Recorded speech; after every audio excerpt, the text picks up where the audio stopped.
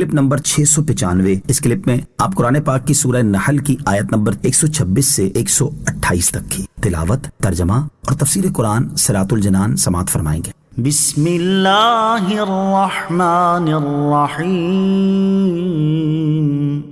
ترجمہ، اللہ کے نام سے شروع جو نہایت مہربان رحمت والا ہے۔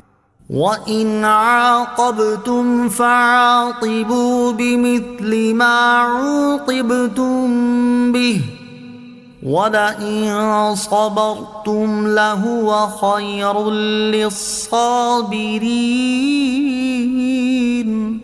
ترجمہ، اور اگر تم کسی کو سزا دینے لگو تو ایسی ہی سزا دو جیسی تمہیں تکلیف پہنچائی گئی ہو، اور اگر تم صبر کرو تو بے شک صبر والوں کے لیے صبر سب سے بہتر ہے۔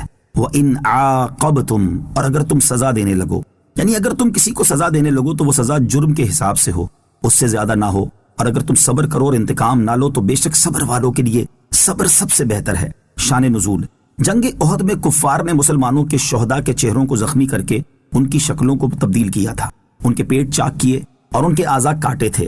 ان شہداء میں حضرت حمزہ رضی اللہ تعالیٰ عنہ بھی تھے۔ تاجدار رسالت صلی اللہ تعالیٰ علیہ وسلم نے جب انہیں دیکھا تو آپ علیہ الصلوۃ والسلام کو بہت صدمہ ہوا، اور آپ علیہ الصلوۃ والسلام نے قسم کھائی کہ ایک حضرت حمزہ کا بدلہ 70 کافروں سے لیا جائے گا، اور 70 کا یہی حال کیا جائے گا۔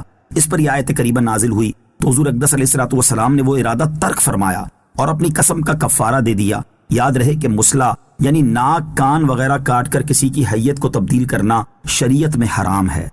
واصبر وما صبرك إلا بالله ولا تحزن عليهم ولا تك في ضيق مما يمكرون إن الله مع الذين اتقوا والذين هم محسنون۔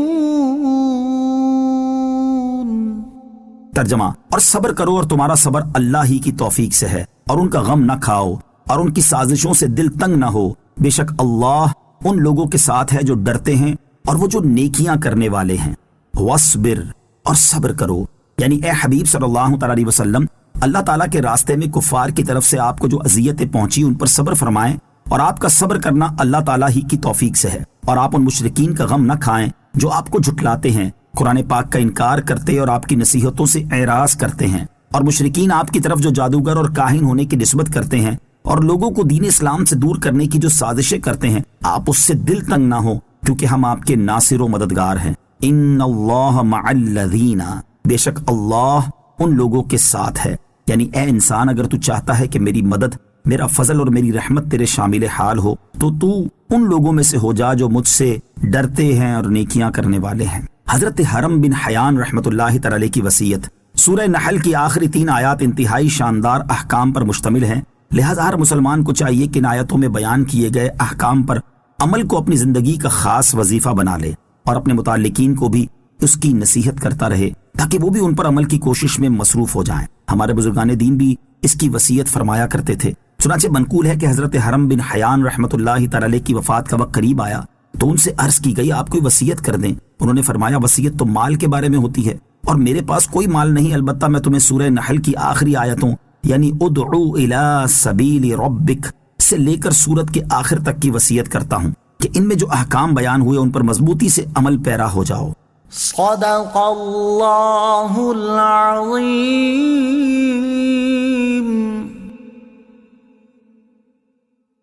صلو علی الحبیب صلی اللہ تعالی علی محمد صلی اللہ تعالی وسلم۔ مجھے اپنی اور ساری دنیا کی لوگوں کی اصلاح کی کوشش کرنی ہے انشاءاللہ عز و جل۔